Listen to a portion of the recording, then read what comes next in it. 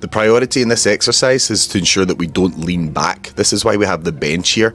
The cue is to keep pressing the stomach into the bench, keeping the shoulder, hip and knee stacked throughout. As we work through the different angles here, we can see we're working to keep our arms nice and straight. There's no shifting from side to side, and I'm most definitely not coming off the bench.